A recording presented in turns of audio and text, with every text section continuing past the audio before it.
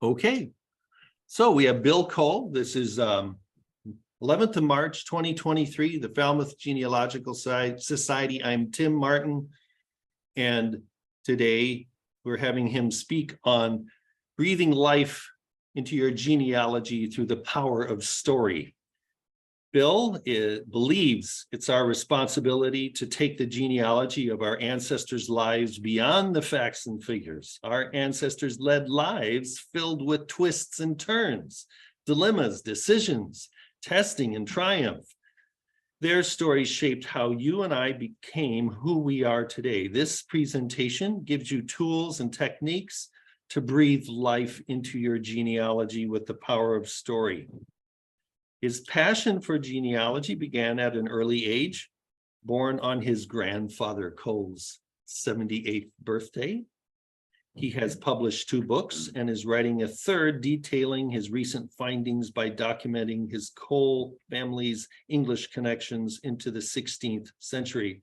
When he comes in May, I know he's giving a presentation on that at the Pilgrim Museum, and as I recall, in Plymouth.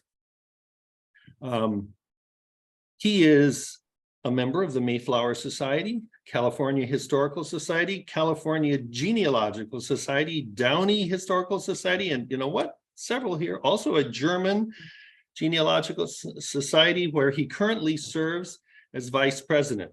That's the Sacramento German Genealogical Society. He also serves as an executive team member of the International German Genealogy Partnership. And Bill, I always like to cook up some goofy question, and so I was thinking for you. So I see you're involved in genealogy in California.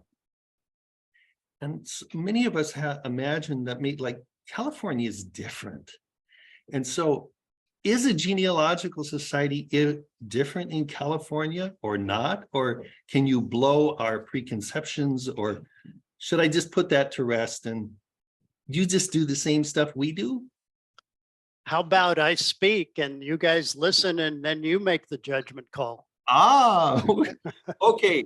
Okay, Bill, I'll sit down. Very good to have you. Thank you. You're welcome. All right, let me get my screen up here and ready to go, folks. Greetings this morning from California. It is a pleasure to be with you today. All right, it looks like we have a screen and pretty soon you should see it from the beginning. Everybody with me? We are going to breathe life into our genealogy through the power of story today. And so as Tim said, and Tim, thank you for that introduction and for inviting me in today. I am looking forward to being in person. I believe it's on May 13th for your Saturday meeting, and I'm excited to be sharing some of my techniques and tips that I've learned through my 8-year English origins research project, tying the Cole family to 5 more generations in England. And I'm excited to share that with you. But as Tim started on my bio, we're going to be talking about the journeys our ancestors took.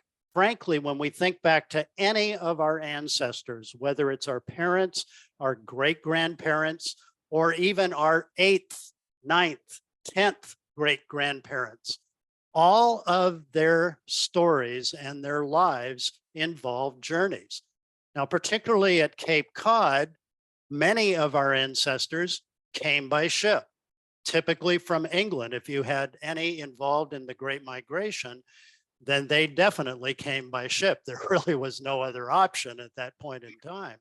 If you had ancestors who came later, like some of the Germans, for example, in the 1800s, the 19th century, the ships were a little bit more advanced, but equally crowded at the time. Some of our ancestors might have had a few comic moments along the way, or even some tragic ones. My first book, The ABC Formula, building your life's enduring core values actually starts with a tragic circumstance in our family, which became an inspirational story. Very interesting twist on that. Or some of our family members surprise us along the way, and they're very intriguing in what they did. My second book is about a Confederate stagecoach robbery in California involving one of my relatives. I had no idea. Have you ever been surprised by some of your genealogy finds? Those always make really great stories. So our ancestors did experience all sorts of twists and turns, dilemmas and decisions. They overcame obstacles to pursue their opportunities, and they all had testing and triumph along the way. So as Tim mentioned, to take our genealogy beyond the facts and figures, we need to find ways to integrate those kind of stories into our genealogy. And let me give you a few reasons why. I believe there's at least 5 reasons to add stories to your genealogy and take us beyond the facts and figures. The first is it's much easier to engage your audience in a story. Now, let's face it, as genealogists, have you ever been talking to someone who wasn't a genealogist and excitedly were telling them about your findings? And about a minute into the conversation, could you sense that their eyes were glazing over? I mean, that's some kind of a dilemma we have as genealogists, because it is really exciting to find out these incredibly important facts and figures about their lives. But it's the stories that connect with people. So engaging our audience is easier with storytelling. It's particularly important if you're going to engage with the young folks, the next generation, the grandkids, the great-grandkids. They love stories. The other thing I believe that's important about our genealogy and adding stories to it is it helps us understand the context of what our ancestors were doing and why they were doing within the course of their lives. It's a way to generate more interest along the way. And certainly storytelling will help you pass along information to the next generation. And I'll get into that a little bit more in a moment. One thing we often don't think of is that adding stories to your genealogy will actually help you with your own research. And that's particularly true in my most recent writing. By the way, with my book, I'm now finished with approving the typesetting, and we're into the professional indexer next. A week from now, I'll have the full scope of the book and be able to price it out, and it will be ready for my New England tour. So I'm very, very excited about that. That book is called Puritans, Plagues, and Promises. So what we want to do is, in fact, make our audience happy and get engaged in the discussion around genealogy. As a clue, every time you see a red asterisk on my screen, that means you don't need to take notes because it's already in your handouts. So just as a clue, you'll see red asterisks along the way. You've already got the information. You don't need to work hard on writing. You can work hard on listening and engaging in my presentation today. So here's some good news to start out. The first thing is storytelling is an acquired skill. It's not something we are naturally born with. It is a learned skill. So take some heart in that. And in fact, there's a Pulitzer Prize winning author by the name of Willa Cather. And she once said this: most of the basic material a writer works with is acquired before the age of 15. So I'd like you to look on your Zoom screen or around the audience inside and check out and see if everyone is already qualified to become a good storyteller. Do you have the basic material? Are you over the age of 15? Then you're qualified to write good stories. All right, there's one thing to know about Bill Cole, and that is I am a passionate genealogist and family historian. As Tim said in my introduction, I was born on my grandfather's 78th birthday. That's my picture within a day or two of my birth. Now, there is an interesting story that happened on that first day, because my grandfather was living with us at the time. He had just come to live with us the year before. And frankly, he viewed a grandchild being born on his birthday as a very special birthday gift. So he walked a half mile when he got the phone call that my mom had delivered a baby boy, and he walked a half mile to the hospital. When he got in, he met two nurses, and those two nurses came into the room to let mom know while she was cradling me in her arms. And the nurses had a very funny look on their face. They said, ma'am, there's a gentleman here who's very anxious to see the baby. Well, of course, what the nurses assumed that he might have been the father rather than the grandfather.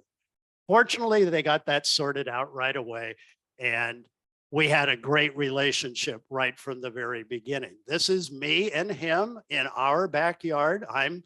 It's on our birthday. I'm 1 year old. He's 79 at the time. And by the way, that little cage behind us, my mom grew canaries in our backyard, and that was one of her hobbies along the way. So when my grandfather came to live with my parents, he brought a very large photograph, which was in its original frame, of his dad's Iowa farmhouse. This farmhouse was built by his father, my great grandfather, John Emery Cole, in 1882. And that's the family standing in front of it. So from my earliest memory, that photo in its frame was hanging in my bedroom. What's interesting is it's still hanging in my bedroom today. So because I was born on my grandfather's birthday, his 6 children would put on an annual Cole family barbecue picnic every August to celebrate his birthday. Well, guess what? It was also my birthday. So this was a great way for me to get to know more about the family. This is in 1952, and there I am sitting next to my uncle Ellsworth, 4 years old at the time. So every summer, we would go to either San Luis Obispo in California or Santa Maria. They were about 30 minutes apart, and the brothers would alternate hosting the family picnics every year. So each one of us, my grandfather and me, had our own birthday cake. And guess what? I got presents. So did he. This was great. I loved it. And we must have had typically 40 to 50 people coming. Aunts, uncles, brothers, sisters. It was a great experience growing up. We celebrated 19 birthdays together before he passed away at the age of 97. So this photograph, this sheet of paper that he titled Important Information, who his parents were, who the father and mother of the children that he gave this to. My dad was one of his children, the oldest boy. So this important information, this photograph, and my grandfather wrote a very short 1.5-page autobiography at age 80 in 1950. So what I want to do is give you a very short story of my grandfather's life, just to give you a little bit more context of the man and his family. So this is Perry Ogden Cole on his wedding day, which happened to be the 8th of November in 1899, which was a Wednesday evening. Now I'm going to pause there for a moment, letting you think about why would someone have a wedding on a Wednesday night? And he was marrying Jenny McLeod. Both of them were school teachers. What's interesting is they were both 29 years old on their wedding day. Neither had been married before. And it took me quite a while to figure out why they got married on this particular day. And then I found a newspaper article, a very happy marriage. Superintendent-elect Cole and Miss Jenny McLeod united in bonds of matrimony. One of the happiest of the series of happy events of the week was the marriage on Wednesday evening.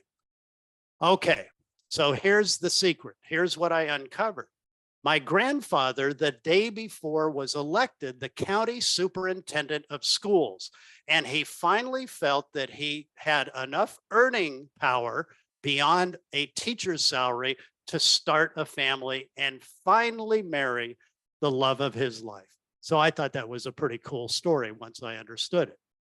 Now, my dad was born in Mason City, Iowa, as was his older sister, and both of them were in Mrs. Wilson's elementary school class in Mason City, Iowa. This is the year 1906-07. The girl in front of Mrs. Wilson is my Aunt Ruth Cole. The boy on the right is my father, Harold Cole. And there's something interesting about him in this picture. And what it is he's not wearing shoes. And it's not because he couldn't afford shoes or the family couldn't afford them. It's just because he didn't like to wear shoes. So he's the only one in the picture like that. But the boy sitting next to him, now that is a boy. You know, many of the boys dressed in what we would consider to be girls' clothes, but that's actually a boy.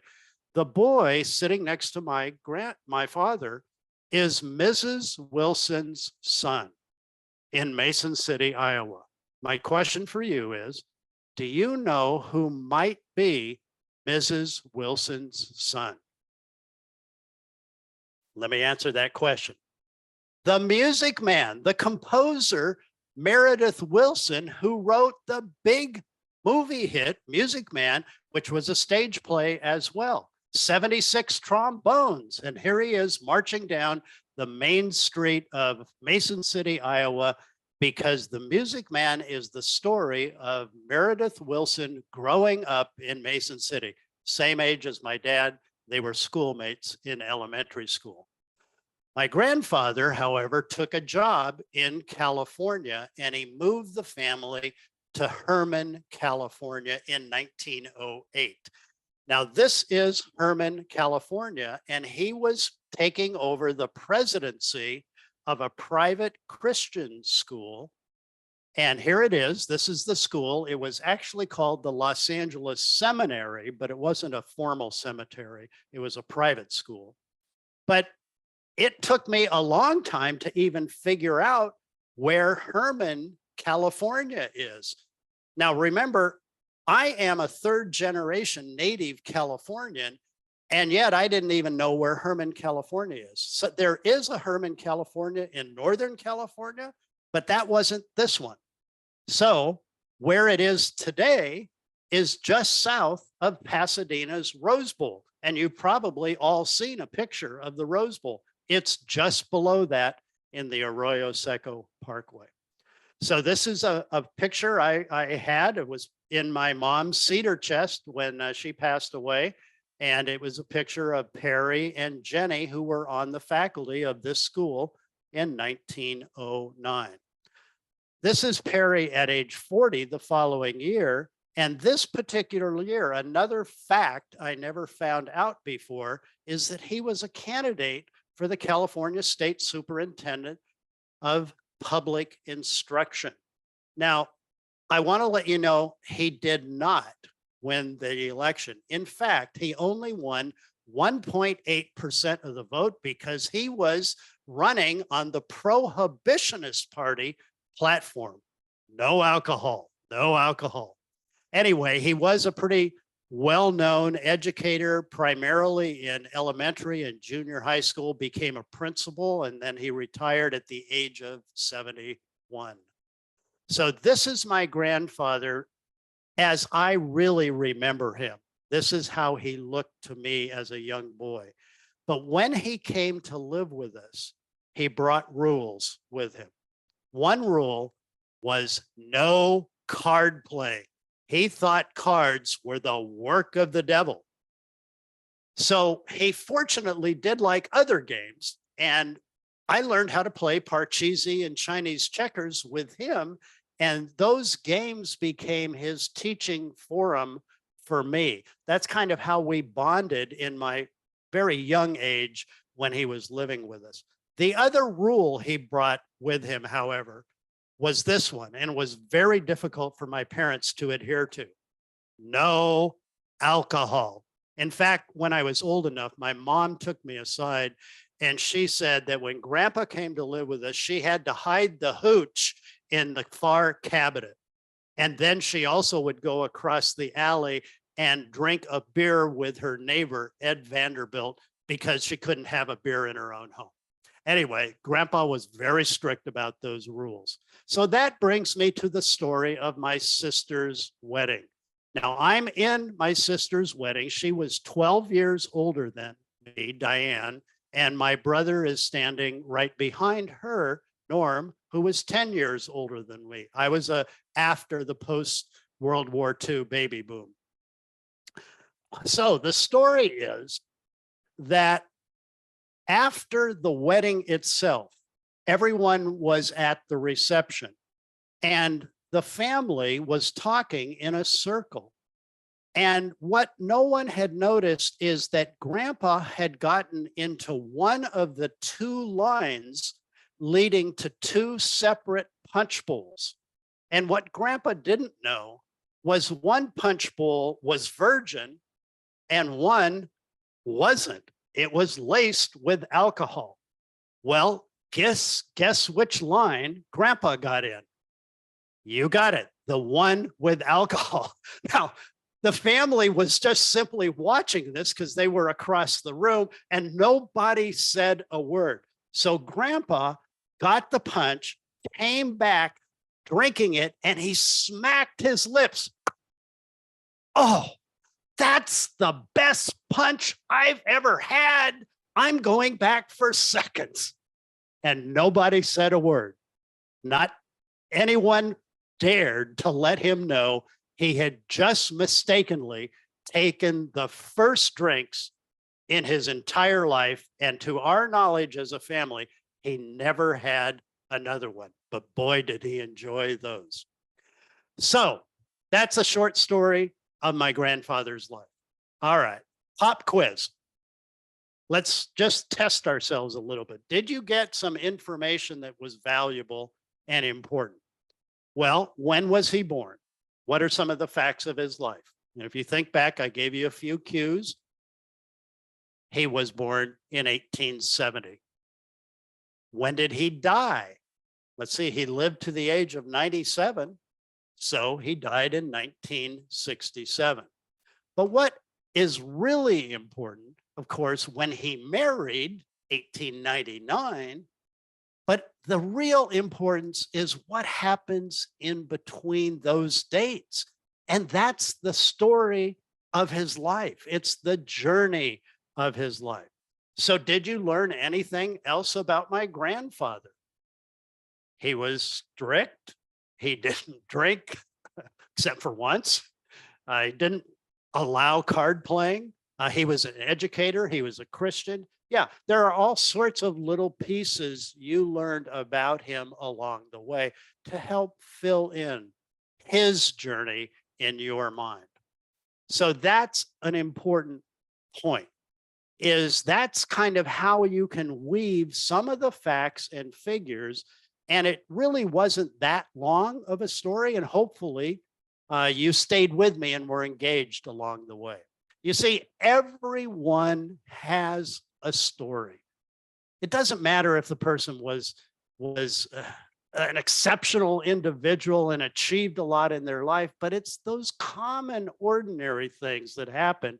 But if we capture them in the right way and communicate them right way, they can be very engaging for someone who isn't part of your genealogy circle.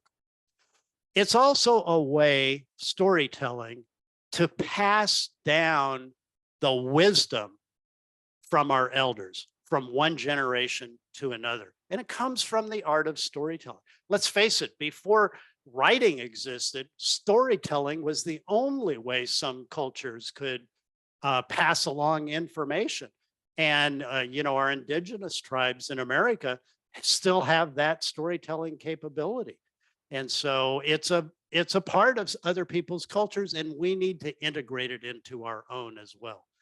The other fact I'd like to give you is that everybody loves a good story. I found this little comic image, if you will, a few years ago. And I think it's true because we have kids and we have grandkids. And have you ever noticed if they see a video that they really like, they ask you to repeat it? Or if they really like a story you read in a book to them, they say, would you tell us that story again, Grandpa, Grandma? Kids love stories. So tell us again, Grandpa, about the time you almost ate Tarzan, little baby alligators. So everybody loves a good story. And there are 5 basic elements of a good story. This is where the rubber begins meeting the road. This is the happy model that I mentioned right at the beginning. And it's not complicated. And if you think of this as kind of a checklist, it might be the most valuable way to use some of the techniques we're going to talk about right away. So if you want to make your audience happy, then weave in some history to establish context of the when and where your family member is operating. What's the history around that? So let's analyze what I did for you with my grandpa's story. Who was my dad's schoolmate? It was Meredith Willson. That name is a familiar name in history. Maybe not for everybody, but for many.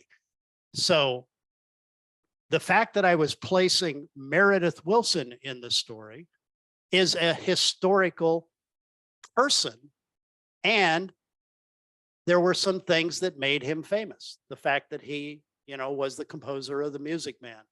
I actually played a musical once where Meredith Willson was in the audience of The Music Man, and it was quite an experience. I was playing trumpet in the pit orchestra at the time.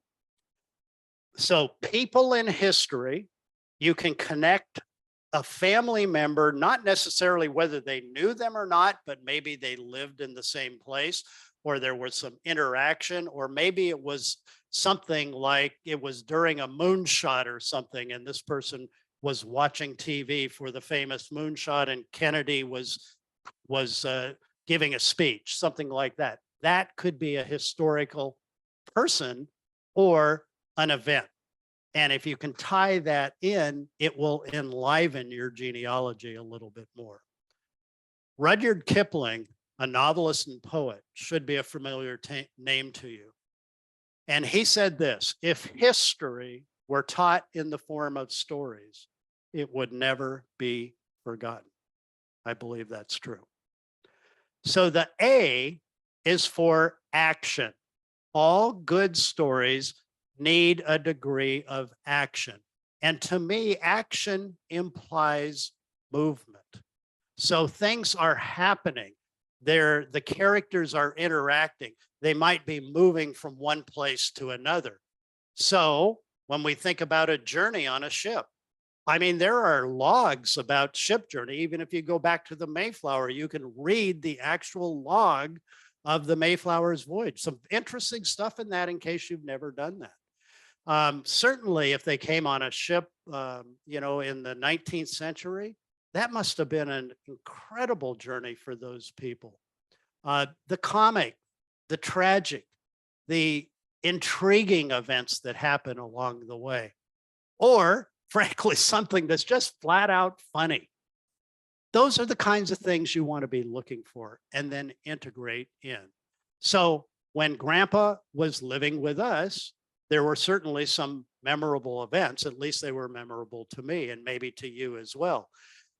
Those are the kinds of things that enliven the story. And what you need to be thinking about is what might some of those examples be for your ancestors. And frankly, you could start with your parents or your grandparents. How did your parents meet, for heaven's sakes? Do you know that story? When did they get engaged? What was the context of their marriage about? So be careful what you wish for, though, because when you start delving into that, you might uncover some facts that you didn't even know about your own parents. That happened to me with both of my parents. That's another story, however. All right. So place is the first P. So we have history, action, and place. So when I was telling the story, I was placing you in a geographic location of Mason City, Iowa. Now, you may have never been there, but you probably have an image in your head of Iowa. So that placed you in that context in that time period. So Grandpa and Grandma were married the day after a specific event. It was the county superintendent of instruction election. And it was in Mason City, and it was in 1899. So those help you to recall the story and therefore remember the facts. Best-selling author, J.K. Rowling. You probably know her name, and you may even know some of her writing. She's the best-selling author of all time. She's the one who wrote the Harry Potter series. She says this: there's always room for a story that can transport people to another place, even if it's an imaginary one. So consider that. Yeah, I'm not saying you need to be imaginary about your genealogy, but you need to help people get into the story. And that's what picture is all about. Now, this is actually on page 2 of your handout, but picture from my perspective, I love the philosopher, Dr. Anonymous. He's my favorite philosopher. And he says that picture is both a noun and a verb. Now, obviously, I've been showing you pictures along the way that are in my own family archive. And that is helpful to fill in pieces in the story. However, there's another technique that you can use, which is to help people picture in their minds the action that's going on. So let me share this piece. This is from page 2, and it's under where the picturing is, because you actually were picturing this event, because I didn't have any image except this when Grandpa was getting into the wrong line. But I want to give you the very introduction to my second book, Bullion Bend. So here it is. I want you just to listen to this and picture what's happening in your own mind. One night, an online search to fill in some gaps on my Hodges family yielded a surprising result. When this index record popped up, I could only think, what's this? Preston Hodges, born about 1831 in North Carolina. He sounds like mine. Record date is 1864. That's the right time frame. But my Preston Hodges lived in Santa Clara County, not El Dorado. But the next line stopped me in my tracks. Institution Place, San Quentin. That's the infamous state penitentiary. As the implication sank in, I thought, oh no, not in my family. Followed quickly by, whoa, how could this possibly be true? Okay. So what picture did those sentences paint in your mind? Did you imagine yourself sitting in front of a computer and uncovering a record you didn't expect? Has that ever happened to anyone else in this audience besides me? Wow, it's amazing. But boy, did it generate a terrific story. So that's the idea here, is to help people paint pictures, and you can do it simply with words, but it has to be engaging. So you've got some pictures in your own mind. Now, think about this concept. When I say baby, B-A-B-Y, you do not picture B-A-B-Y in your mind. You create a picture of a baby. You see the baby, you don't spell the baby. And that's the whole concept behind this, is to get people to use their imagination to engage themselves in the story with you. Baby. It's a great technique. All right, the final basic element in creating a good story is it must be interesting. It must be interesting. A good story is always a journey. It is about taking the journey, the people the hero meets along the way, and how they change him or her. All stories are journeys. They don't have to be shocking or outrageous. They simply have to be interesting. Michael Scott, an Irish author. I think that is a great quote to take to heart anytime you're creating stories to add into your genealogy and breathe life into them. So we have 5 basic elements of a good story: history, action, place, picture, and interest. And that's what makes your audience not only engaged, but ultimately happy with your story as well. So how do you find stories? Well, we all are genealogists and historians, family historians, but it's about history. So dig through history books and periodicals. Don't stick to just your own stuff, but actually look at other people's writings and what they've said. You'll find that there's some great stuff out there that you could maybe quote or bring into your own story along the way. You know, the great movie, The Wizard of Oz, Dorothy in the final scene, she is lying on her bed after the tornado drops her back into her Iowa farm, or Kansas. I'm not sure exactly where it was, but she has this great phrase. And the phrase is, there's no place like home. If you want to find out some good stories, then dig through the history books and periodicals about your hometown. And visiting it is the best way to do that. So let me tell you a short story about a trip my wife and I took to do some research on her family. Her grandfather had grown up in South Dakota. So we went one trip to the South Dakota State Archives. And here's my wife, Christy, digging over the books and the land records and all of that stuff. And we're finding some good information. There's actually, she could identify where the property was and all that stuff. But we then went to the actual hometown where her grandfather and her great grandparents grew up. Gettysburg, South Dakota. I love this sign at the, billboard on the way into town. Where the battle wasn't. Let's be sure about the place we're at. Gettysburg, South Dakota. All right, Potter County Courthouse. So we go in and we're doing the normal research that all of us as genealogists know how to do. We're digging through the archives. We're trying to find particular records to verify information.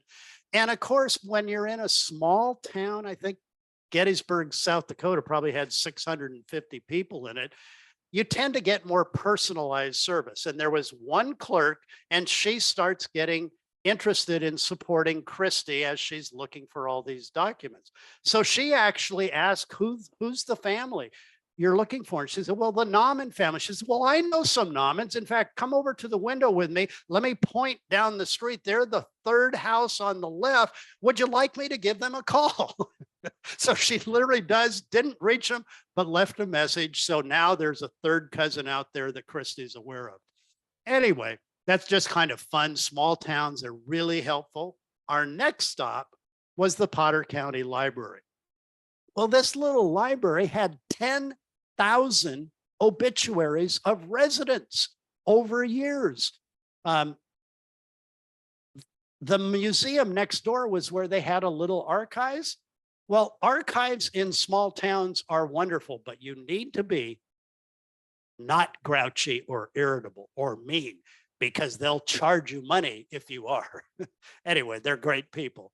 So the first thing we discovered, this photograph in their archive, that White House was where her great-grandmother, that was her great-grandmother's house. We showed this picture to Christy's mom. She says, oh yes, I remember being there as a young child. That's exactly right. It was super. We also found school pictures, and this little young guy who doesn't look very happy at about age 8 happens to be Christy's grandfather, Harold Peter Nauman.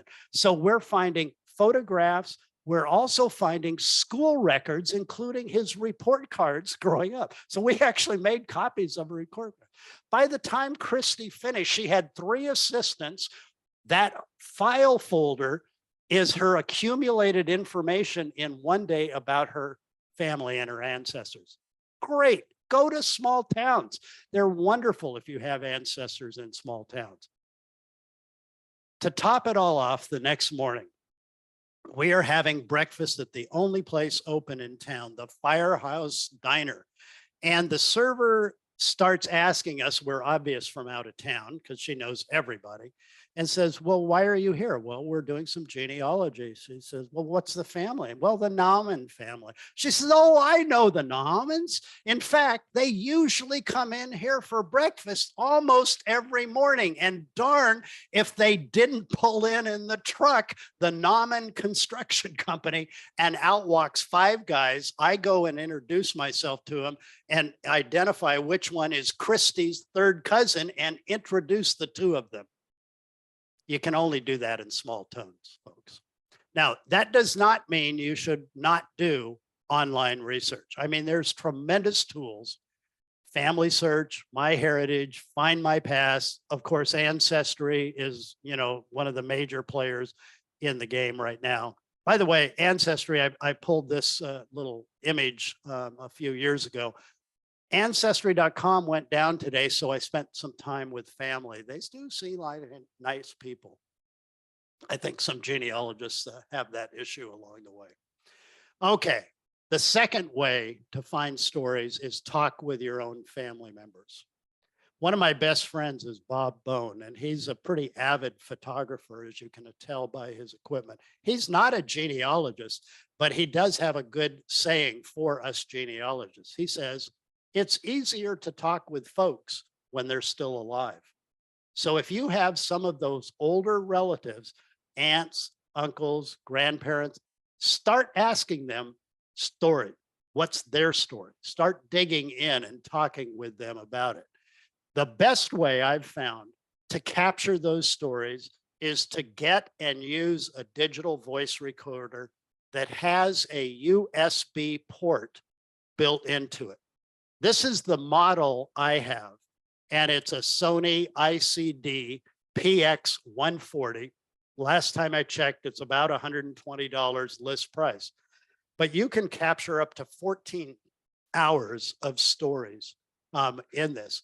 The reason the USB port is important is because after you record it, you push the USB and open it and stick it directly into your computer and then download the file directly into it. Now, if you really want to take this to another level, you can even get a subscription, which I have, to something called Otter, AR, artificial intelligence. And you can take any recording, video or audio, and this program will transcribe it for you word for word and even identify the different voices speaking. And you can actually edit while it's playing back if you need to. It's like 97, 98% accurate. It's a great tool in case you've never used something like this. That's an investment definitely worthwhile, particularly with stories. So get and use a digital voice recorder. Some people prefer their smartphones, but it doesn't have the advantage of the USB, which I find to be a little bit easier in downloading it information-wise. And of course, you have to have good questions that you ask people when you're talking to them. These 7 starter questions are in your handout, so go back and refer to them. But they're pretty open-ended, which is much better than a close-ended yes or no type of question. What was your most memorable school experience? What is your most vivid childhood memory of Grandpa, Grandma, Uncle George? Who was your best friend growing up? Tell me about him or her. What got you interested in studying music? What got you interested in going to college? What are you most proud of and why? I will tell you the most common answer here is my children. But sometimes you can dig a little bit on that and you'll get some good stuff out of that. Why did you decide to go into the Navy? Is there anything you regret not doing or trying? Now, I'm not suggesting you script these out, but you need to get a repertoire of questions. And over time, then, if you can audio tape these conversations, just by putting it on the table, letting it run, you can develop a tremendous archive of family history and family stories by doing that. So we actually did this with Christy's father, who just passed away at the age of 96. And he was a naval World War II veteran. Some tremendous stories of what he experienced at Okinawa and some of the other major battles in the Pacific. Sumant Kidd is an author that I respect. Stories have to be told or they die. When they die, we can't remember who we are or why we're here. So my stories have developed into me becoming an author as well. I'm on book 3 right now. So this is my first book. My second book, I mentioned both of those. Puritan Plagues and Promises will be available in May. And if I have any left by the time I'm at Falmouth for the Saturday, May 13th, I'll have some few with me as well. It's a very exciting work that I've done. And I'm really excited to get it out there and share it with people. But the key question to take away for you is, what's your story? And you may have a multitude of those stories, but I'm going to encourage you to get serious about getting your story into a form that you can either tell it from the stage or write it on the page. So that's my challenge for you. Right now, make a commitment to avoid dying with a story still inside you that needs to be told. Each one of my 3 books were stories that needed to be told.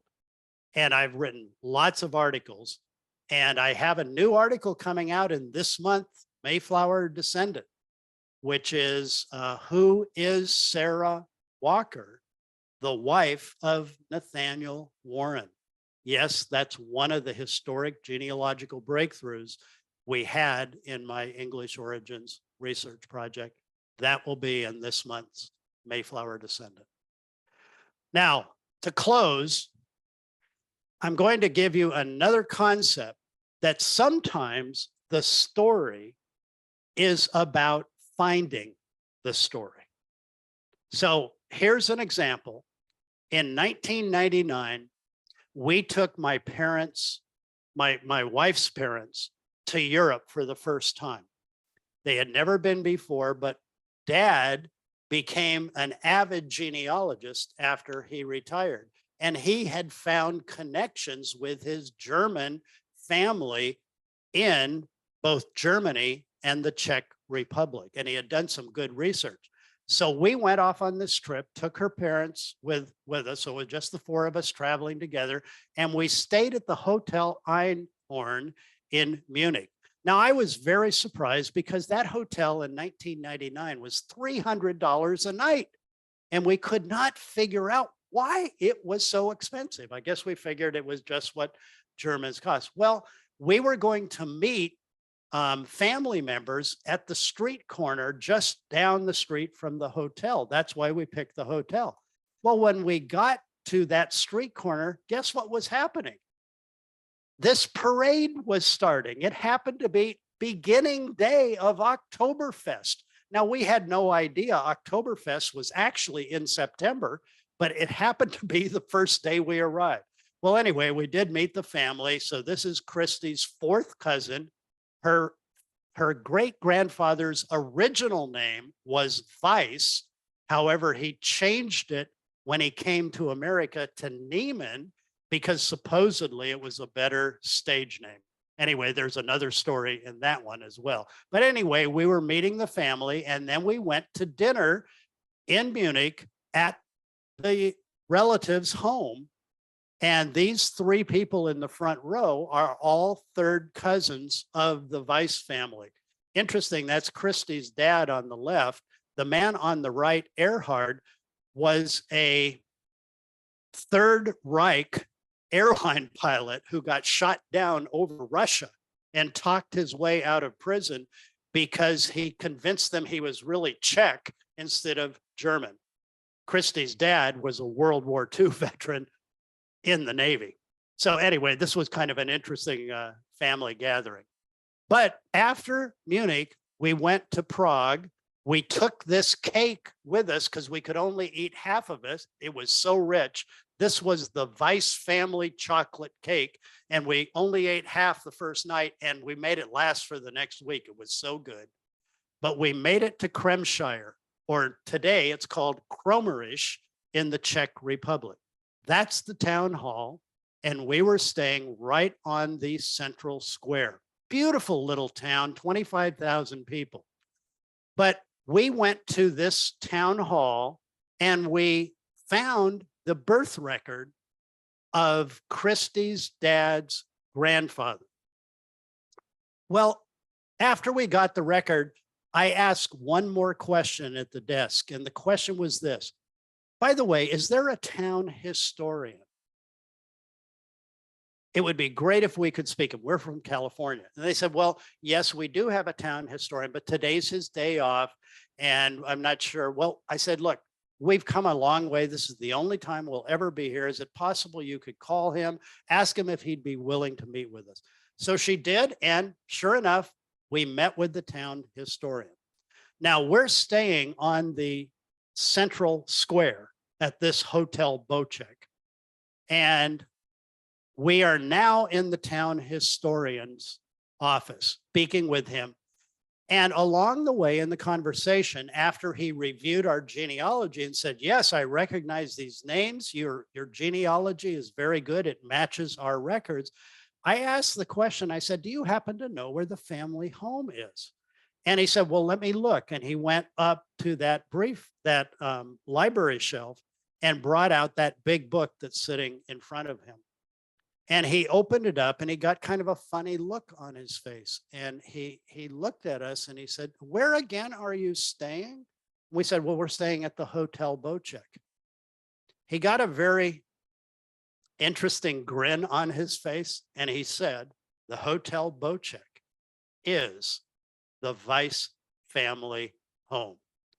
Christy's dad was staying in the very room his grandfather was born in. Folks, there's no way you can get that kind of experience online. You can only get that kind of experience visiting the family home. So I believe if history and genealogy were taught in the form of stories, they would never be forgotten. So what's your story? Start writing it so you can tell it from the stage or write it on the page and breathe life into your genealogy through the power of story. Thank you. Tim, it's all yours.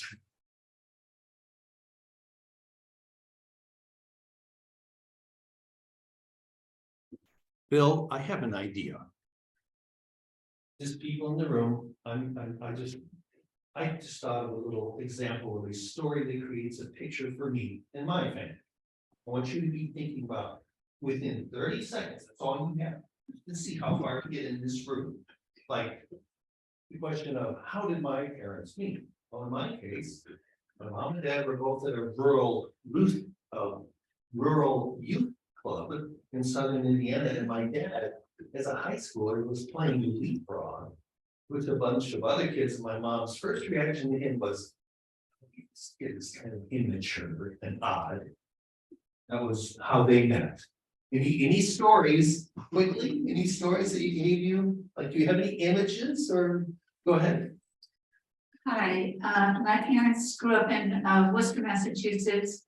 They lived about a mile apart. I don't believe they went to the same school, but by like middle school, my mother's mother was tutoring my father and his sister. And it made the other mother very jealous that they always wanted to be at Jane's house, my mother's house. Because although they were tutoring and learning, they had a lot of fun at that house. So they met very young in life. By the way, I did grow up in a totally strictly dry house, Bill. Any other? Judy? Well, this is just a story about my great grandfather. And he was a dentist in Ironton, Missouri. And he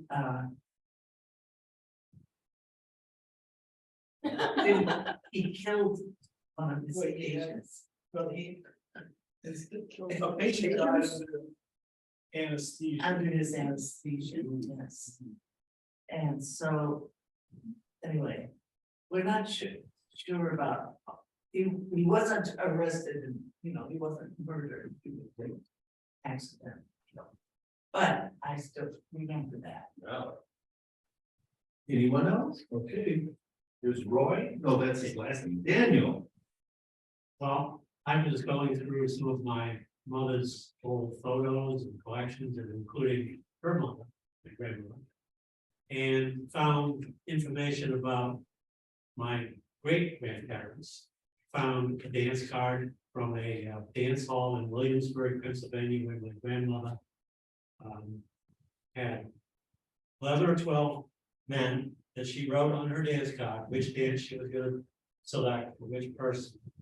And I found on the dance card my great grandfather. So at that time, they must have either met at the dance hall, or because they lived in the same town, they likely knew each other. The other interesting thing I found in the collection from my grandmother was her father, which was the same couple.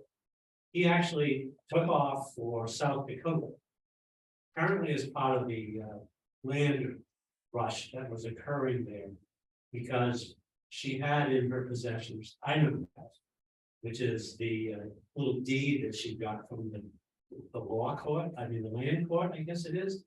So I actually have the deed that shows the property that he purchased for $2.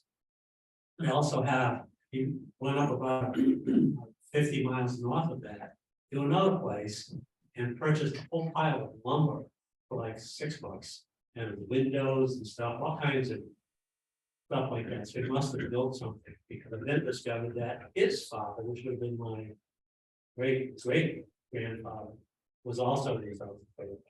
So he must have gone out there, met him, purchased some land, but then he came back and married my great grandmother. Anyone else itching? Carolyn.